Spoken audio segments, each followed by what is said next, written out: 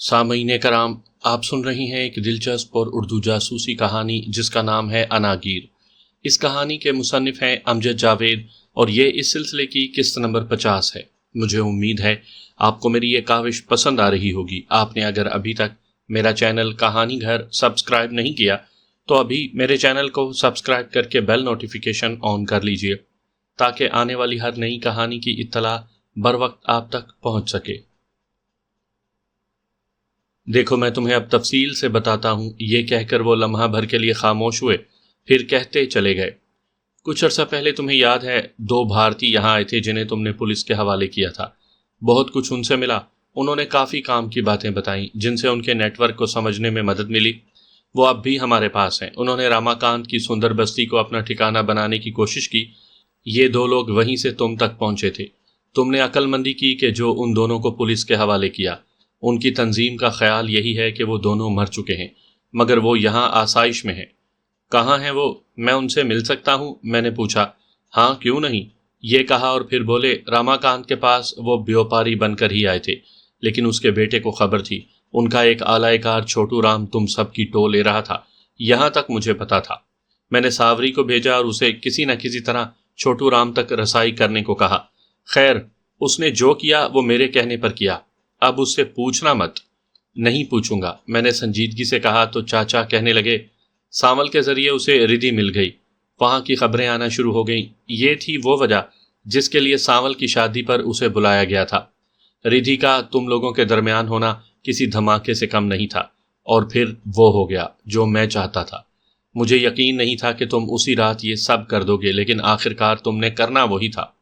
اسی رات جب راما کانت کو تم ڈیرے پر لے آئے تو انہیں ڈرایا ہی بہت گیا، سو اس کا بڑا بیٹا معافی مانگنے پر مجبور ہو گیا کہ کسی طرح میرے باپ کو واپس کر دیا جائے، لیکن اسے کوئی خبر بھی نہ ہو۔ اس کے عوض جو کچھ کہیں وہ کرنے کو تیار ہیں۔ پھر اس نے مجھے سب بتایا۔ کیا بتایا؟ میں نے تیزی سے پوچھا۔ یہی کہ کئی لوگ علی زین کی تلاش میں آ چکے ہیں، انہوں نے روہی آنا ہے، کب آتے ہیں یہ پتہ نہیں۔ دوسرا، ان کا ٹھکانہ یہیں لاہور کے آس پاس ہے، ممکن ہے وہ وہیں ہوں، انہوں نے سنجیدگی سے بتایا۔ کچھ پتہ چلا؟ میں نے پوچھا۔ نہیں، میں شہباز کو اور ان لڑکیوں کو اسی لیے ساتھ لے کر گیا تھا، انہوں نے کافی کوشش کی۔ خیر، اب وہ لوگ کب اور کہاں سے نمودار ہو جائیں یہ کچھ نہیں کہا جا سکتا۔ میں تمہیں بتاتا ہوں یہ سب کیسے ہو گیا۔ جی، کیسے ہوا؟ میں ہماتن گوش ہو گیا۔ ہماری دنیا میں جب بھی کوئی مارکا مارا جاتا ہے تو اس کے سائیڈ ایفیکٹس ضرور ہوتے ہیں۔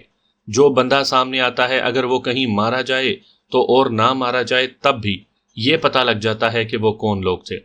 دوسرا یہ ہوتا ہے کہ دشمن کا اندازہ ہو جاتا ہے، اور تیسرا، جو تنظیم اپنا ہدف پورا کر لیتی ہے اس کا وزن سامنے آ جاتا ہے کہ وہ کتنے پانی میں ہے۔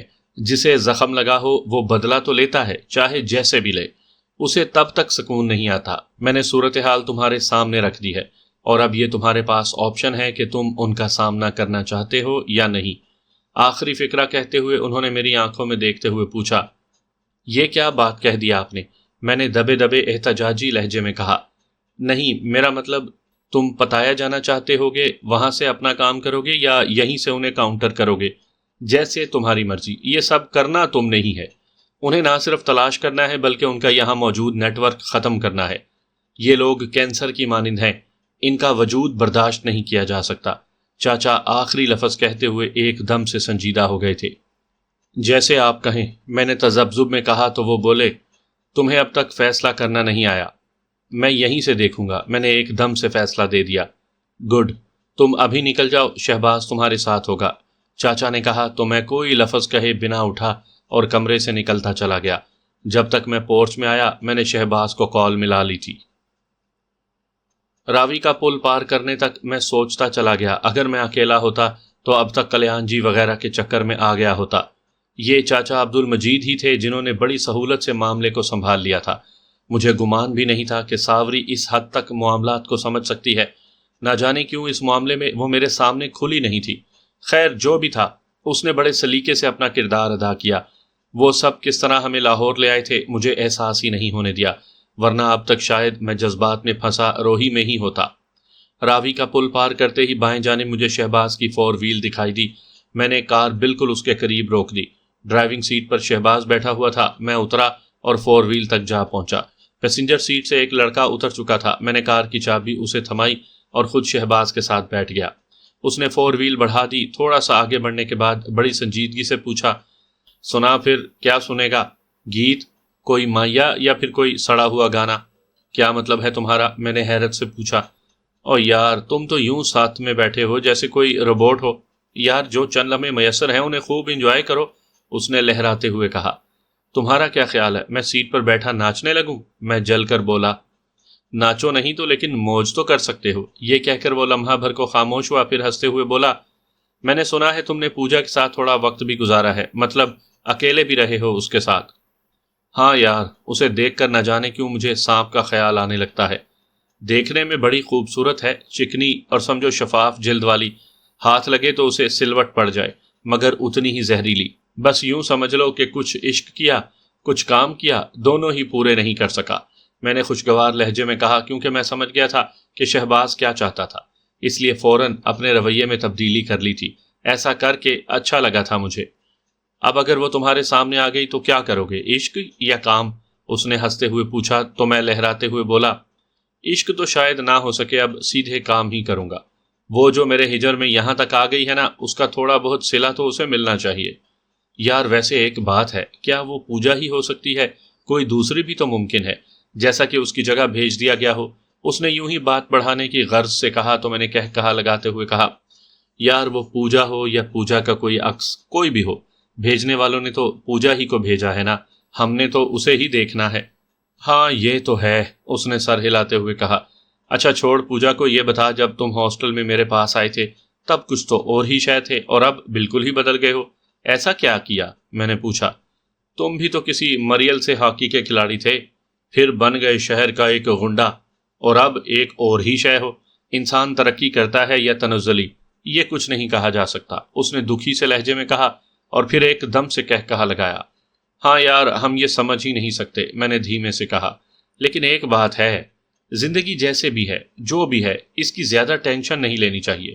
جو ہے ہی بے وفا، یہ اس کی مرضی ہے، جتنی دیر ہمارے ساتھ رہے، جب جائے گی تو اپنی مرضی سے جائے گی، اس نے کہا، پھر ہنستے ہوئے بولا، لو ہم پھر سے اسی کھردرے موڈ میں آ گئے۔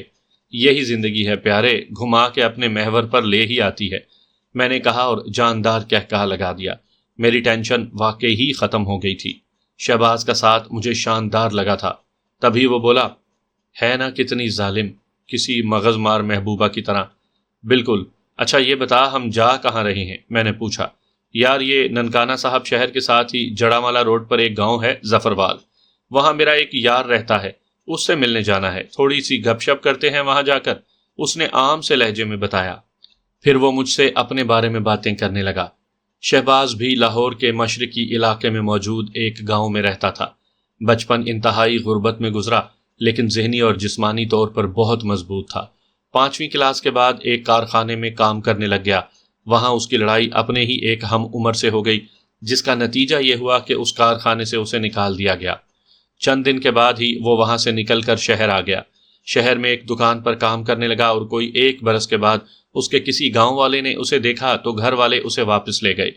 خیر جیسے تیسے وہ دوبارہ پڑھنے لگا، لیکن ساتھ میں محنت مزدوری بھی کرنے لگا۔ 10ویں بہت اچھے نمبروں سے پاس کر چکا تو شہر میں مزنگ چنگی کے پاس ایک دکان پر کام کرنے لگا۔ یہاں سے اس کے دل میں مزید پڑھنے کا، ایک اچھی زندگی گزارنے کا خیال پیدا ہوا تو اس کا دھیان 2 نمبر کام کی طرف چلا گیا۔ ذہنی طور پر وہ پہلے ہی بہت مضبوط تھا، بس اسے موقع ملنے کی دیر تھی۔ وہاں ایک جعلساز سے رابطہ ہو گیا، بس پھر اس کی زندگی بدلنے لگی۔ وہ سینکڑوں روپیہ کمانے لگا۔ جب تک وہ یونیورسٹی میں پہنچا تب تک بات سینکڑوں سے چلی تو ہزاروں تک جا پہنچی۔ جس وقت وہ مجھے ملا اس وقت تک وہ لاکھوں میں پہنچ چکا تھا۔ انہی دنوں وہ چاچا عبد المجید کی نگاہوں میں آ گیا۔ چاچا نے اسے سنبھال لیا، اسے ایک مثبت راہ دکھائی، وہ مان گیا، اس کی تربیت ہوئی، اسے ملک سے باہر جانے کے کئی مواقع ملے، وہ کئی ملکوں میں گیا اور کام کرتا رہا۔ بہت عرصے سے وہ لاہور اور اس کے گرد و نواح میں کام کر رہا تھا۔ ابھی تک اس نے شادی نہیں کی تھی اور نہ کرنے کا ارادہ تھا۔ اگرچہ اس کے والدین اور ایک بھائی بہن موجود تھے، ان سے رابطہ بھی تھا، کبھی کبھار ان سے جا کر مل بھی لیتا تھا۔ روپے پیسے سے ان کی زندگی بدل دی تھی اس نے، لیکن کسی کو اس کے خاندان اور گھر کا پتہ نہیں تھا کہ وہ کون ہیں اور کہاں ہیں۔ کلیان جی کے بارے میں اتفاقاً اسے پتا چلا تھا کہ یہاں کوئی تنظیم کام کرنے لگی ہے۔ کام اسے بعد میں پتا چلا، مزید پھر پتا چلتا گیا۔ انہی باتوں میں ہم ننکانہ صاحب شہر کے باہر سے ہوتے ہوئے ظفروال کی جانب چل پڑے تھے۔ کتنی دور ہے یار؟ میں نے پوچھا۔ بس پہنچ گئے، وہ سامنے پیٹرول پمپ ہے نا، اس سے پہلے ہی ہم بائیں مڑ جائیں گے، اس نے کہا، اور اگلے 1 منٹ میں ہم بائیں جانب مڑ گئے۔ گاؤں میں مختلف دکانوں کے سامنے سے گزرتے ہوئے بالکل چوک میں مسجد کے سامنے جا ٹھہرے۔ لو بھئی، پہنچ گئے۔ زاہد حمید ہمارے انتظار ہی میں تھا۔ اس نے باہر والا کمرہ کھلوایا تو ہم اسی میں جا بیٹھے۔ عام سی گپ شپ میں کھانا لگ گیا۔ ہم کھانے کے دوران باتیں کرتے رہے، خوب جی بھر کر کھا چکے تو چائے پیتے ہوئے شہباز نے کہا، یارو، تیرے گاؤں میں مٹھا سائیں کا میلہ لگا کرتا ہے؟ ہاں نا، لیکن اس میلے میں تو ابھی دیر ہے، وہ ٹھنڈے میٹھے موسم میں لگتا ہے۔ کیوں، خیر ہے؟ اس نے پوچھا تو شہباز نے عقیدت سے کہا، نہیں یار، اس میلے پر بڑے لوگ آئے تھے، ان میں ایک درویش خاتون بھی تھی، سنا ہے بہت پہنچی ہوئی ہستی تھی، یہاں شاید کسی کے ہاں مہمان آئی ہوئی تھی، لوگ کہتے ہیں بڑی کرنی والی خاتون تھی۔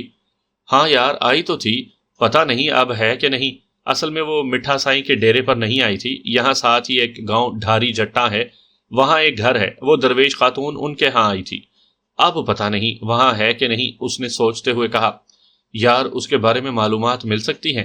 شہباز نے تیزی سے پوچھا تو زاہد نے حیرت سے سوال کیا، خیریت ہے؟ تمہیں اس سے کیا کام؟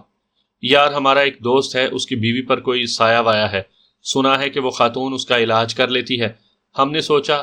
یہ کہتے ہوئے اس نے جان بوجھ کر اپنی بات ادھوری چھوڑ دی۔ اچھا، میں پتہ کرواتا ہوں، اس نے کہا۔ نہیں، تم ہمارے ساتھ چلو، وہیں سے پتہ کر کے ہم واپس نکل جائیں گے، تم گھر آ جانا، ہم مل بھی لیں گے اگر وہ وہاں ہوئی تو، شہباز نے جلدی سے کہا تو زاہد برا سا منہ بنا کر بولا، جب بھی آتے ہو ہوا کے گھوڑے پر سوار ہو، رات رہو، گپ شپ کرتے ہیں، اس کا پتہ کروا لیتے ہیں، صبح جا کر مل لیں گے، اتنی کیا ایمرجنسی ہے؟ اوئے، تجھے پتا تو ہے کہ میرا باس کتنا لچڑ بندہ ہے، چھٹی ہی نہیں دیتا، اب بھی ان کی گاڑی لے کر ساتھ میں آیا ہوں تاکہ واپسی ہو سکے، تو چل نہ یار۔ شہباز نے کچھ اس طرح کہا کہ جیسے ابھی اسے نوکری سے نکال دیا جائے گا۔ تبھی زاہد نے اسے اطمینان دلانے والے انداز میں کہا، اچھا چلتے ہیں۔ یہ کہتے ہی وہ اٹھ گیا اور اگلے 10 منٹ کے بعد اس کا ڈرائیور گاڑی نکال چکا تھا۔ ہم پھر واپس ننکانہ صاحب روڈ پر چل دیے۔ کوئی چند کلومیٹر کے بعد وہ دائیں جانب مڑ گیا اور پھر ڈھاری جٹا گاؤں آ گیا۔ کافی پرانا گاؤں لگ رہا تھا، جن اینٹوں سے مکانات بنے ہوئے تھے وہ اب نہیں بنتی تھی، وہ گھر یوں لگ رہا تھا جیسے کوئی چھوٹی سی حویلی ہو۔ بڑے سارے لکڑی کے پھاٹک سے گزر کر جب زاہد نے اپنی کار روکی تو سامنے کھڑے دونوں جوان مکمل الرٹ ہو گئے۔ ان کے الرٹ ہونے کا جو انداز تھا اس سے ظاہر ہوتا تھا کہ وہ کوئی تربیت یافتہ لوگ ہیں۔ عام آدمی کو تو ذرا بھی پتہ نہیں لگ سکتا تھا کہ وہ کتنے خطرناک ثابت ہو سکتے ہیں۔ زاہد کو کار سے اترتے دیکھ کر وہ کچھ ڈھیلے پڑ گئے، ہم بھی اتر کر اس کے ساتھ ہو گئے۔ ایک عام سے کمرے میں ہمیں بٹھایا گیا جیسے گاؤں کے ڈیرے ہوتے ہیں، ان میں کرسیاں، چارپائیاں اور موڑے پڑے ہوئے تھے، وہاں چند آدمی پہلے ہی سے بیٹھے تھے۔ اگلے 2 منٹ میں لہیم شہیم شخص اندر آیا، اس نے کرتے کے ساتھ دھوتی باندھی ہوئی تھی، سر ہلکا سا گنجا تھا، بڑی بڑی بے تحاشا پھیلی ہوئی مونچھیں اور گول سے چہرے والا شخص تھا وہ۔ اپنی شخصیت کے برعکس اس نے بڑے نیاز مندانہ انداز میں کہا، او معاف کرنا یار زاہد، مجھے 2 منٹ دیر ہو گئی، میں بی بی کے پاس بیٹھا ہوا تھا، بس آتے آتے دیر ہو گئی۔ کوئی بات نہیں یار اسلم، بس یہ میرے دوست لاہور سے آئے تھے مجھے ملنے، یوں ہی ذکر ہوا تو میں انہیں تمہارے پاس لے آیا۔ ہم کون سا بتا کر آئے ہیں؟ اس نے بھی بڑے دھیمے سے انداز میں بات کی۔ نہیں یار۔ اچھا بتا، مہمان کیا پسند کریں گے، چائے یا پھر لسی وغیرہ؟ کھانا بھی بالکل تیار ہے، اس نے نہایت خلوص سے کہا۔ سب کچھ کھا پی کر آئے ہیں، بس ہم نے بھی جلدی چلے جانا ہے، تم سے بس اس خاتون درویش کے بارے میں پوچھنا تھا جو یہاں آئی تھی، زاہد نے بے تکلفی سے کہا۔ اسے کون سا پتا تھا کہ ہم نے دراصل کیا پوچھنا ہے؟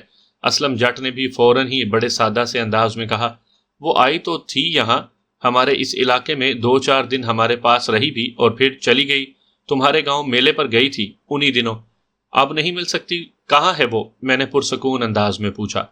دراصل وہ یہاں کی ہے ہی نہیں، وہ تھی پار پنجاب کی، وہاں ہے نا فرید کوٹ، اس کے قریب کوئی جگہ ہے سادھووان، وہاں کی رہنے والی ہے۔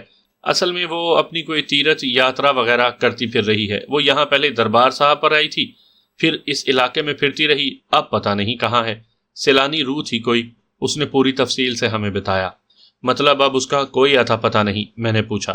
نہیں، بندہ کوشش کرے تو پتہ تو لگ سکتا ہے، یہ بھی ہو سکتا ہے کہ وہ پھر ہمارے پاس یا ارد گرد کہیں آ جائے۔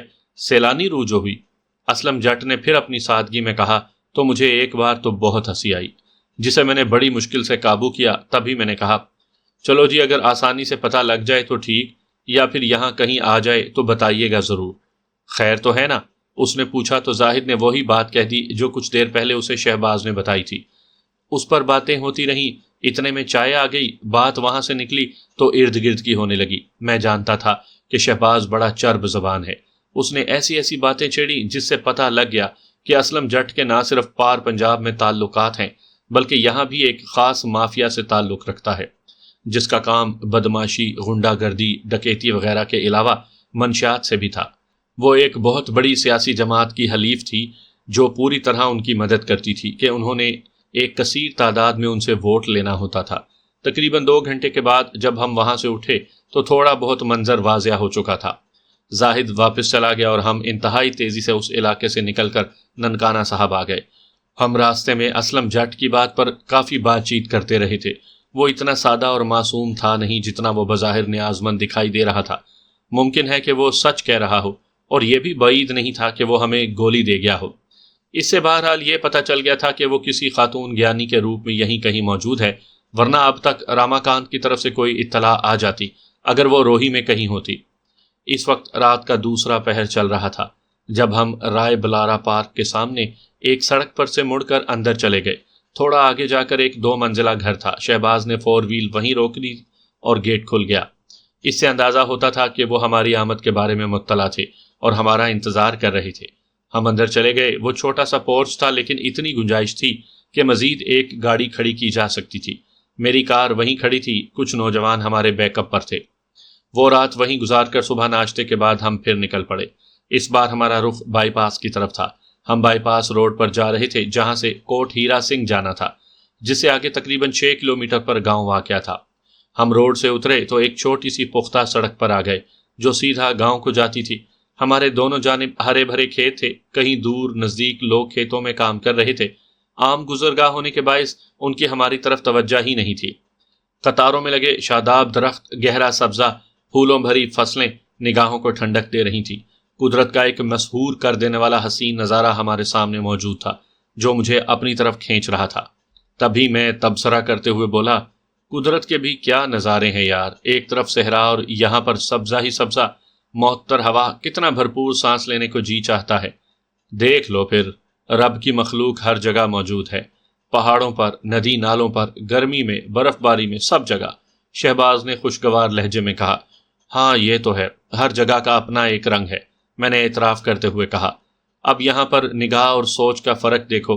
کوئی کہتا ہے کہ انسان کی کیا اوقات، اسے جہاں رب رکھتا ہے وہ وہیں رہتا ہے، لیکن دوسرا زاویہ نظر یہ ہے کہ انسان ہی اس دنیا کو خوبصورت بنا رہا ہے۔ وہ کھوئے ہوئے لہجے میں بولا، اور کچھ لوگ اس دنیا ہی کو عذاب بنا رہے ہیں۔ یہ رہنے کو بہترین جگہ ہے جب تک زندگی ہے، اگر انسانوں کی طرح رہا جائے تو، مگر مکروہ سوچ والے خبیث لوگ اس دنیا کو جہنم بنا دینے پر تلے ہوئے ہیں۔ میں نے نہ جانے کس رو میں کہہ دیا تو وہ پھیکی سی ہنسی ہنستے ہوئے بولا، یار یہ سب اپنی اپنی سوچ ہے نا، جو کسی کے دماغ میں بھر دی جائے۔ ہم اپنے آپ کو نہیں سمجھتے، ہم انسان کو نہیں سمجھتے، اس کی فطرت سے واقف نہیں ہو رہے، بس اندر جو شر کی قوت ہے اسے ہی بڑھاتے چلے جا رہے ہیں اور اپنی ہی نوع کی بربادی کا سامان کر رہے ہیں۔ باتیں کچھ زیادہ ہی سنجیدگی کی طرف چلی گئی تھی، اس لیے میں نے موضوع بدلتے ہوئے پوچھا، کتنا مزید جانا ہے؟ یہ سامنے گاؤں ہے، میں تو خود سکون سے جا رہا ہوں تاکہ تم یہ نظارے کر سکو۔ سمجھو ہم پہنچ گئے۔ یہ کہتے ہی اس نے رفتار تیز کر دی۔ اس نے گاؤں کے سرے پر موجود ایک ڈیرے پر جا کر 4 وہیل روک دی۔ وہاں کافی ساری چارپائیاں دھری ہوئی تھی، کچھ لوگ بھی بیٹھے تھے۔ ان کے درمیان ایک موٹا سا ادھیڑ عمر شخص حقہ رکھے ہوئے بیٹھا تھا۔ اس کی نگاہیں ہم پر ہی تھیں، جیسے ہمیں ٹٹول رہا ہو۔ شہباز نے جاتے ہی دور سے دونوں ہاتھ ملانے کے لیے بڑھا دیے اور زور زور سے اپنا تعارف کرواتے ہوئے کہا، فیروز صاحب، میں جی شہباز بروکر، لاہور والا۔ یہ سنتے ہی اس کی آنکھوں سے اجنبیت دور ہو گئی۔ وہ مسکراتے ہوئے ہمیں ملا۔ اس نے کچھ لوگوں کو اشارہ کیا تو وہ اٹھ گئے۔ ہم اس کے سامنے والی چارپائی پر بیٹھ گئے۔ کچھ دیر ادھر ادھر کی باتوں کے بعد شہباز نے وہی مدعا بیان کر دیا۔ وہ چند لمحے سوچتا رہا، پھر مؤدب لہجے میں بولا، ہاں مجھے تمہاری آمد کے بارے میں تمہارے باس نے بتایا تھا۔ وہ نمانی درویش مائی صاحبہ چند دن پہلے یہاں آئی تھی، یہاں قریب ہی ایک ڈیرا ہے، وہاں اس نے اپنی پوجا پاٹ کی اور چلی گئی۔ اب اس کا نہیں پتا کہ کہاں ہے۔ یہ تو پتا ہے کہ وہ یہاں نہیں ہے۔ وہ آئی کن کے پاس تھی؟ سنا ہے وہ پار پنجاب سے تھی۔ میں نے پوچھا۔ جی وہ وہیں کہیں کی تھی، یہاں تو میرے پاس میاں عالم نے بھیجا تھا، جانتے ہو نا وہ لاہور ہی کا رہنے والا ہے۔ یہ کہہ کر اس نے ہمارے چہرے پر رد عمل دیکھا۔ اس کے لیے میاں عالم بہت بڑی ہستی ہو سکتی تھی، لیکن ہم اسے اسمگلر، لاہور کے انڈر ورلڈ مافیا اور بھتہ خور کے طور پر جانتے تھے۔ اس کے لیے فطری طور پر ہمارے چہرے پر کوئی رد عمل نہیں ابھرا، تو وہ اپنی بات کا اثر نہ دیکھ کر بولا، اس درویش مائی صاحبہ نے یہاں کسی بزرگ کے مزار پر حاضری دینا تھی۔ ہمارا ایک لڑکا ہے ارشد، اسے تھوڑی معلومات ہیں، بلواتا ہوں اسے۔ اس نے کہا، پھر ایک لڑکے کو اسے بلوانے کے لیے بھیج دیا۔ اس دوران چائے وغیرہ بھی آ گئی، ہم چائے پی رہے تھے کہ ارشد بھی آ گیا۔ اس کے پاس کوئی اتنی معلومات بھی نہیں تھی، اسے صرف میاں عالم کا ہی پتا تھا، یا پھر اس کے سیل فون میں کچھ تصویریں اور ویڈیوز تھیں۔ شہباز نے بڑے آرام سے وہ تصویریں اور ویڈیوز اس سے لے لیے۔ ہمیں وہاں سے بھی کوئی خاطر خواہ معلومات نہیں ملی۔ تقریباً 3 گھنٹے ہم وہیں گزار کر واپس لاہور کی طرف چل دیے۔ گاؤں سے نکلتے ہی میں نے وہ تصویریں اور ویڈیوز دیکھے، ان میں وہ پوجا لگ ہی نہیں رہی تھی، ایک دم سے روپ بدلا ہوا تھا۔ اس نے ان سکھ خواتین کی مانند سفید لباس پر نیلی دستار باندھی ہوئی تھی جو ان کے لیے مخصوص ہوتی ہے۔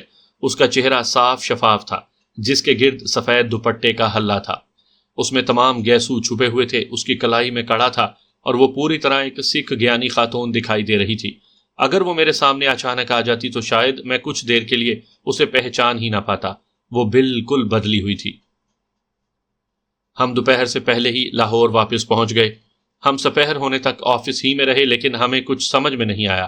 شہباز نے یہ اپنے ذمہ لے لیا تھا کہ وہ خود میاں عالم سے بات کر کے پوجا کے بارے میں معلومات لے گا۔ مجھے سامنے آنے کی ضرورت نہیں، شام تک کچھ نہ کچھ ہو جائے گا، تو میں اٹھ کر گھر کی طرف چل دیا۔ میں اس قدر ذہنی طور پر منتشر ہو چکا تھا کہ مجھے سمجھ میں نہیں آ رہا تھا کہ میں کیا کروں، مجھے کرنا کیا ہے۔ کیا میں نے صرف پوجا ہی کو تلاش کرنا ہے؟ نہ جانے اس جیسے کئی لوگ ہمارے ملک میں پھر رہے تھے، یہاں کے ذرائع نہ جانے کیسی کیسی معلومات کہاں کہاں سے دے رہے تھے۔ اگر پوجا کو اتنے تردد کے بعد پکڑ بھی لیا جائے تو پھر اس کا کرنا کیا ہے؟ بس یہی ایک آپشن تھا ہمارے پاس کہ وہ کوئی کلیان جی کا ٹارگٹ لے کر یہاں آئی ہے۔ پتہ لگانا ہے کہ وہ ٹارگٹ کیا ہو سکتا ہے، اس کے یہاں آنے کا کوئی نہ کوئی مقصد تو ضرور ہوگا۔ میں گھر پہنچ کر بیڈ پر لیٹا تو میری آنکھ لگ گئی۔ میں اٹھا تو اندھیرا پھیل چکا تھا۔ میں فریش ہوا تو ساوری میرے پاس آ گئی۔ خیریت تو ہے نا؟ اتنی گہری نیند سوئے ہوئے ہو؟ یار ایک تو ان بیویوں کا سب سے بڑا مسئلہ ہی یہی ہے، ہنسے ہو تو کیوں ہنسے ہو، چپ کیوں بیٹھے ہو، باتیں کیوں نہیں کرتے، اگر باتیں کرو تو بڑے چہک رہے ہو۔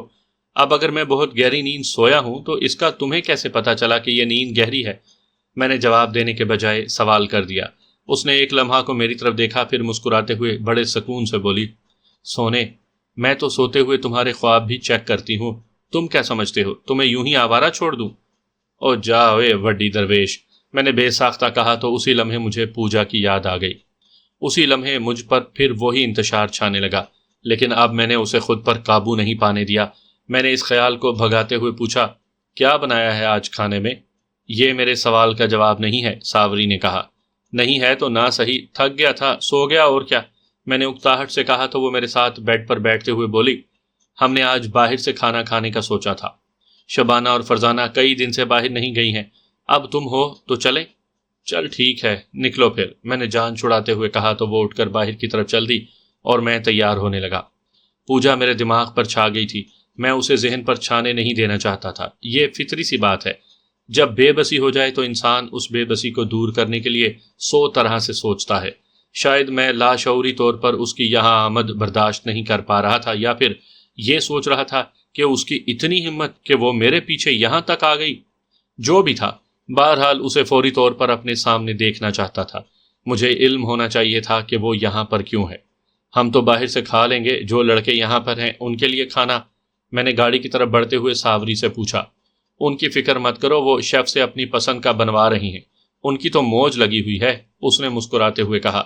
اچھا جانا کہاں ہے؟ میں نے پوچھا تو وہ بولی، پہلے تھوڑی سی شاپنگ کرنی ہے، پھر کسی اچھے سے ریستوران میں ڈنر، وہ بھی شبانہ اور فرزانہ کی پسند کا، میں نے انہیں ٹریٹ دینی ہے۔ لو بھئی فرزانہ شبانہ، آپ بتا دینا کہاں جانا ہے، میں نے کہا اور ڈرائیونگ سیٹ کی جانب بڑھنے لگا تو شبانہ بولی، آپ نہ کرے ڈرائیونگ، میں خود لے جاتی ہوں۔ اوکے، یہ کہتے ہوئے میں پیچھے بیٹھ گیا تو ساوری میرے ساتھ آ کر بیٹھ گئی۔ فرزانہ پیسنجر سیٹ پر بیٹھی تو ہم چل پڑے۔ ایک معروف شاپنگ مال سے جب وہ تینوں کپڑوں سمیت کافی خریداری کر چکی تو ہم وہاں سے نکلنے لگے۔ تیسری منزل سے نیچے جانے کے لیے ابھی ہم ایکسیلیٹر کے پاس گئے تھے، اگلے چند لمحوں میں ہم نے پاؤں رکھتے نہ تھا کہ اسی لمحے بھر دورانیے میں چند لوگ دوسری طرف سے اوپر آئے، ان میں کچھ خواتین بھی تھیں۔ ایسے میں ایک حواس باختہ سی خاتون مجھ سے بائیں جانب سے ٹکرائی۔ ٹکراتے ہی اس نے تیزی سے کہا، او سوری جی۔ یہ کہتے ہی اس نے میرے کاندھے پر ہاتھ پھیرا اور نکلتی چلی گئی۔ میں اس کی آواز میں کھو گیا۔ کہاں سنی ہے یہ آواز؟ میں سوچ ہی رہا تھا کہ ایک دم سے جیسے میرے دماغ میں ہلچل مچ گئی، میرے ہاتھوں میں پکڑے ہوئے بیگ چھوٹ گئے۔ میں تیزی سے مڑا اور اس خاتون کی تلاش میں دیوانہ وار دیکھنے لگا، مگر وہ مجھے کہیں بھی دکھائی نہ دی۔ وہ یوں غائب ہو چکی تھی جیسے کوئی چھلاوا نگاہوں سے اوجھل ہوتا ہے۔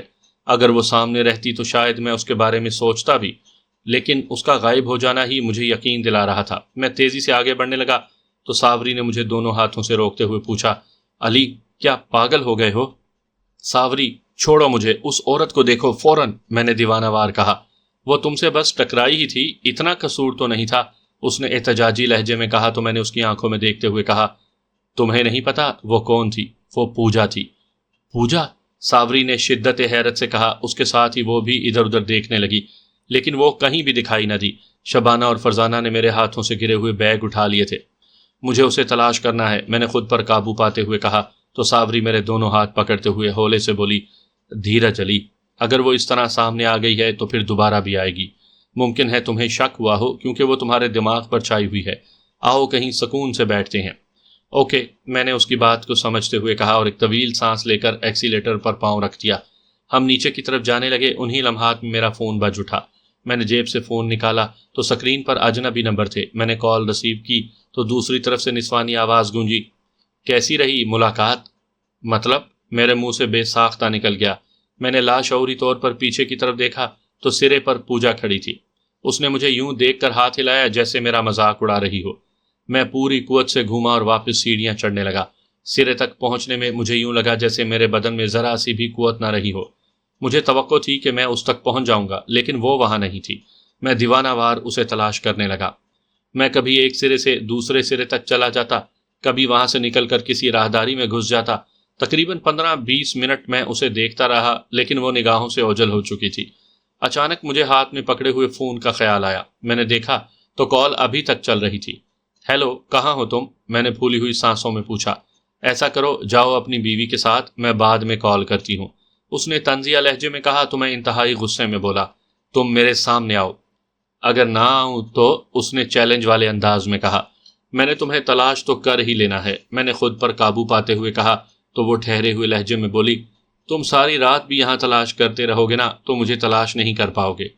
جاؤ اپنی بیوی کے ساتھ، گھر پہنچو گے تو بات کرتی ہوں۔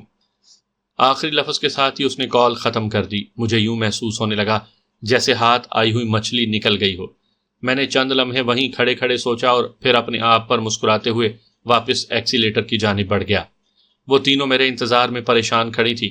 مجھے دیکھتے ہی ساوری میری جانب بڑھی اور پھر چند لمحے میری طرف دیکھتے رہنے کے بعد بولی، اب چلیں؟ ہاں چلو، جاؤ فرزانہ گاڑی لے آؤ، آپ باہر نکلیں، میں لاتی ہوں۔ یہ کہتے ہوئے وہ پارکنگ کی جانب چلی گئی۔ اس کے ساتھ شبانہ بھی بڑھ گئی۔ ریستوران میں بھی میرا دھیان پوجا ہی کی طرف رہا۔ اس نے ایسا کیوں کیا؟ وہ بہت کچھ کر سکتی تھی۔ اتنا قریب آ کر مجھے اپنی جھلک دکھا کر وہ نگاہوں سے اوجھل کیوں ہو رہی ہے؟ کیا وہ مجھے ذہنی اذیت میں ڈالنا چاہتی ہے؟ کیا وہ مجھے یہ باور کروانا چاہتی ہے کہ وہ میرے ملک میں آ کر مجھے چکرا کر رکھ دے گی؟ ایسا کر کے وہ مجھے کیا تاثر دینا چاہتی ہے؟ وہ مجھے یہ بتانا چاہتی ہے کہ وہ یہاں پر کتنی مضبوط ہے؟ ایسے ہی نہ جانے کتنے سوالات میرے دماغ میں پھر رہے تھے۔ میں گھر واپس آ گیا تھا۔ ساوری کا موڈ خراب تھا۔ میں نے اس کی طرف توجہ نہیں دی۔ میں نے اسے بیڈ روم میں ہی چھوڑا اور اوپر چھت کی طرف جانے لگا۔ ایک موہوم سی امید تھی کہ پوجا مجھے فون کرے گی۔ مجھے شہباز کے فون کا بھی انتظار تھا، اس نے میاں عالم سے معلومات لینا تھی۔ میں نے کھلی فضا میں آ کر طویل سانس لیا۔ میں نے اپنے دماغ کو ڈھیلا چھوڑ دیا۔ وہ جو میرے رویے کی تنابیں کسی ہوئی تھی وہ میں نے ڈھیلی چھوڑ دی کہ کچھ دیر بعد میں نارمل ہوتا چلا گیا۔ شہر بھر کا ہلکا ہلکا سا شور سنائی دینے لگا۔